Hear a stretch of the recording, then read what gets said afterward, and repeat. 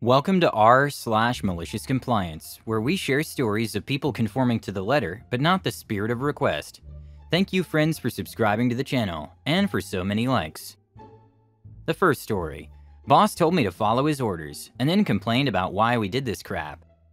The second story. Boss told me to read the employee manual, then I found out I wasn't being paid extra and demanded my money. The third story. Management wanted pointless rules followed in the name of safety, until I worked 4 hours extra and got overtime, which the company did not like. The first story is, dumb boss equals broken glass. So, underlying context first. So all this happens a good 10 years ago now, when I had my very first job right after school. I was 17 years old then, had no clue about labor laws, and I was working as a metal worker for a small 5-man business. The boss was from Sicily, and though himself a better Don Corleone. The other workers were one actual worker, a 50-plus-year-old school chief that forgot more other ever knew, and kept the entire shop running. One apprentice in his 4th and last year, Robin, an arrogant pea but pretty competent. Then there was the apprentice of the first year, who was always so stoned, weed kept growing out of his ears. And then there was me, a more theoretically oriented guy, who wanted to work in the IT sector. But since my dad considered me too dumb for it, second best grades in every subject in my finishing year, but that's another topic, and he paid for my applications. Back then on paper, he had me do some proper work. The boss himself was working in the office doing the designing of the stuff we would cut up, build, weld, and install. I always had 2 left hands, coming fresh from school, but if the boss grabbed a screwdriver, well, jump in a ditch, put a helmet on, and start praying. He was a walking catastrophe on 2 legs. He always hired himself people with either no clue about labor laws or no other choice, so he could pretty much do as he pleased. The 1 year I worked there according to my contract, minimum wage of course, I accumulated a good 200 overtime hours, which I didn't have any proof about, so I could smear them up my rear. The actual story. So we were on a construction side, a good 1.5 hours driving from our shop, where we were supposed to install 14 3.10 meters tall, 122 inch, and 1.50 meters, 59-inch broad panes of glass. Those were made out of double-layered safety glass, a good 4 centimeters, 1.6 inches thick, with a layer of tough clear foil in between, so really heavy B, a good 200 kilograms, 440 pounds or so. Those pans of glass were supposed to go into rails in the ceiling and floor, creating solid, secure glass walls for an office. The normal ceiling was around 2.60 meters tall, so we had to use cuption suckers and bring the heavy effers in angled, which was really a pain, like literally. The problem. So we ran into a problem pretty quickly, that while the ceiling was 2.60 above the floor and the glasses were 3.10, there's a good lack of space of around a half meter, 20 inches. The rails in the ceiling and the floor added another 5 centimeters each, so we ended up with the glasses being 40 centimeters too long. Turns out boss had been ordering them wrong. Oh crap. So we called the boss, he still being back at home in the shop, telling him the problem, which he was infuriated about, as if we extended the glasses somehow. We then tried to call multiple companies in the area who work with glass, if they could come in and cut the glasses on the construction site. As soon as they heard double-layered safety glass, each and every one of them outright refused. Said that the glass was more likely to break than to be cut with anything short than an industrial-sized laser cutter, or water cutter for that matter. The solution in malicious compliance. So after calling every glass company within 30 minutes travel of the construction site, which then refused the request, our boss had the glorious idea that if the professionals chicken out, we, 4 metal workers, of which only 1 actually had a finished apprenticeship, should do the job with our diamond cutter, something he used to cut normal thin glass. We 3 looked at ourselves. Stoner was just giggling mad as usual, speechless for a moment before our chief asked the boss if he, the boss, was really sure about this. Because there was simply no way in hell all the glasses would survive when the professionals gave us a 50-50 chance. Chief gave us a 10/90 change of any glass surviving. Boss said he was absolutely sure. After all, our chief could do everything. And if 1 or 2 glasses break, it would be better than nothing, cause we, the workers, couldn't just drive home and have no progress on the construction side whatsoever to show for, when customer would do inspection.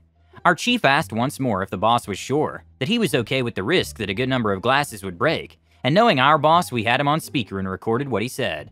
Well, he said a second time that he was all sure, and that he would take this one on him, as if ordering the stuff wrong had not been on him. He then spent 10 minutes arguing with the chief, who insisted to go and quickly buy a new sharp diamond cutter, as ours was dull as a troll's club. Boss didn't like the expense of like $200, converted, but he eventually allowed it. Problem with cutting glass is you cut one side, turn it around and then bend it careful against the cut. But when you have double-layered glass, yeah, joke's on you basically. Well, we then unloaded all the glasses carefully until we only had one on our truck, carefully cut one side with the new diamond cutter, poured some flammable liquid in the cut, and ignited it to melt the foil layer. Then we turned the whole thing around, cut the other side and started to carefully move the top part back and forth to widen the cut until it would crack all the way through.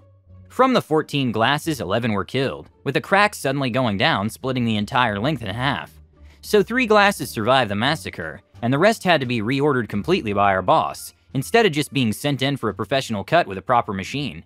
He later complained about why we did this SH, and we simply played him the recording of him twice saying he was all fine with it. He kept grumbling and making snarky remarks, but in all honesty this was just one of many instances, so we simply nodded and ignored him. He could have only gone after the chief if he pressed the issue, but without the chief nothing would run in this shop and the boss really knew it. I was like on my second last month, and already had the contract for my proper apprenticeship, somewhere else of course, already signed and sealed, so it was not like I cared one iota anymore anyway at that point. The next story is, read the employee manual so you don't look lazy. I was working in a small hospital as a security guard to help pay my way through college. I'm male with long hair, and my boss was a clean-cut, beefy ex-football player, and hated that I was far more intelligent, pre-med, and could handle situations far better than he ever expected me to. I helped install a security camera system on every entrance and busy hallways to the hospital. Rather than eating meals by myself in the cafeteria, I would take my meals to the security office and watch the cameras, since I could cover more ground and still eat in peace. I would do paperwork there and watch the cameras as well. He came to me one night hoping to catch me slacking. You know, you look lazy just sitting here, so please read the D-employee manual while you're sitting here. You might actually learn something. So one night I get bored enough to pull down the employee manual and read it between my rounds. Sure enough, they weren't paying us for on-call time.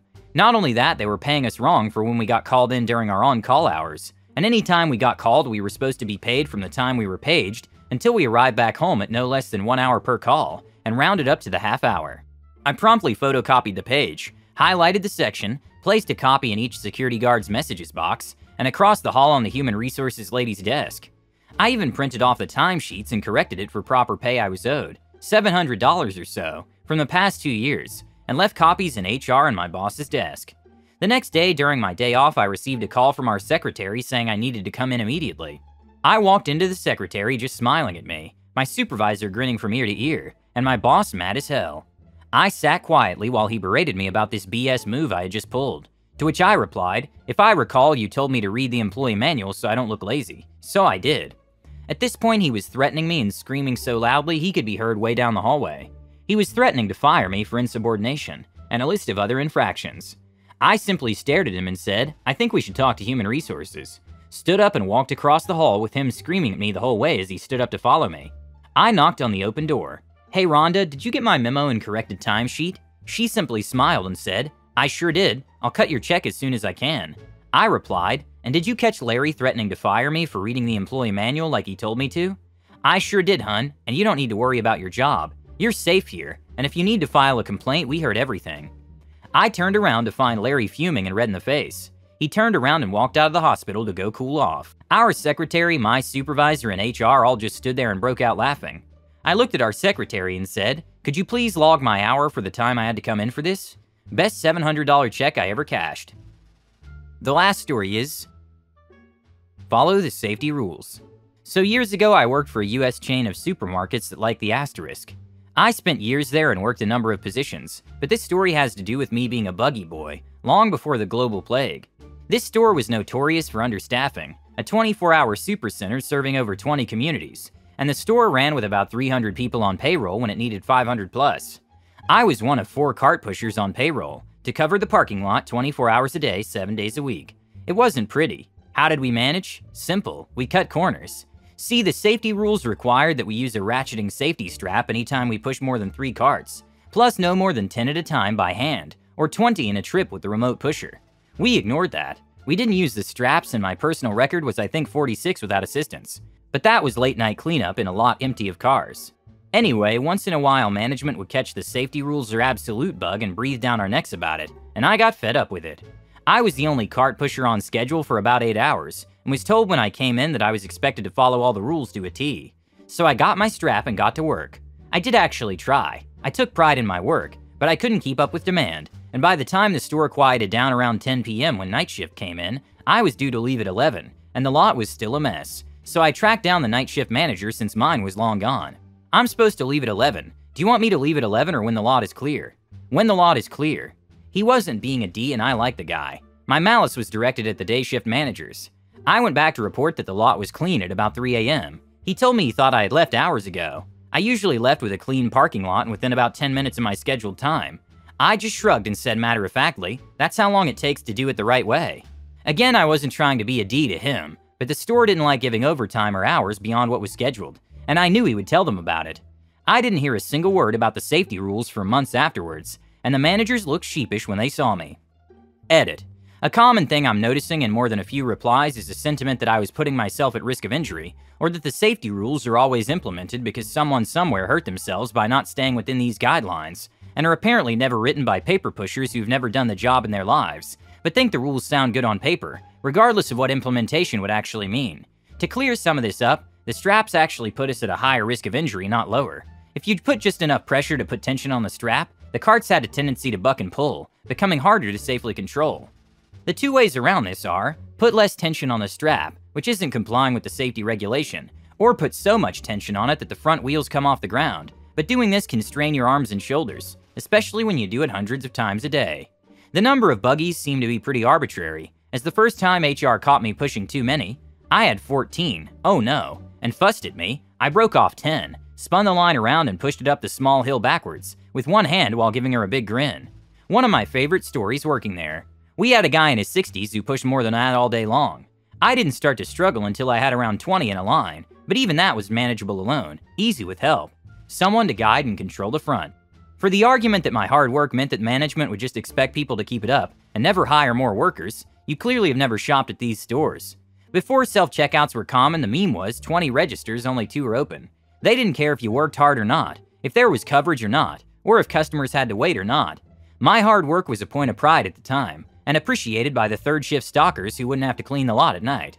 As for the pay or working your wage, it was the highest paid job I'd held at the time, and slackers who did the minimum made my life harder. So to you people with this attitude, I don't want to hear it.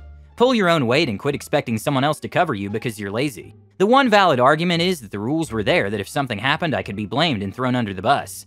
This one is partially true. Laws and company policy would still have shielded me from most issues, as the worst I could really do would be to scratch or ding a car, but the most that could really happen as a result would be firing. Subscribe, hit the like button, and have a good day.